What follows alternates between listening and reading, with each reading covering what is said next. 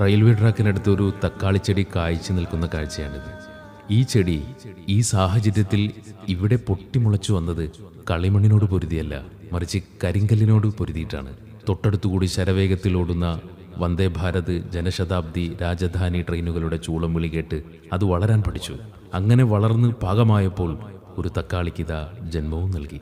അതിന് കൈകളോ കാലുകളോ തലച്ചോറുകളോ ഇല്ല. അതിജീവിക്കാൻ മണ്ണ് വേണം, വെള്ളം വേണം, അതതിൻ്റെ അവകാശമാണ്. പക്ഷെ ഇതൊന്നും അതിന് ലഭിച്ചില്ല. എന്നിട്ടും ഈ ചെടി വെള്ളമില്ലാതെ, മണ്ണില്ലാതെ, സൗകര്യമില്ലാതെ അതിജീവിച്ചു. അത് സ്വയം വലുതായി ജീവിതത്തിൻ്റെ ഏറ്റവും വലിയ ലക്ഷ്യവും നിറവേറ്റി. ജീവിതത്തിൽ ഞാൻ പരാജയപ്പെട്ടു, എനിക്ക് ജീവിതത്തിൽ ഒന്നും ചെയ്യാൻ കഴിയില്ല, ഞാൻ നശിച്ചു എന്നൊക്കെയാണ് ചിന്തയെങ്കിൽ ഈ തക്കാളി ചെടിയിൽ നിന്ന് എന്തെങ്കിലും പഠിക്കണം. യഥാർത്ഥ ജീവിതം തന്നെ തുടർച്ചയായ പോരാട്ടങ്ങളുടെ കഥയാണ്.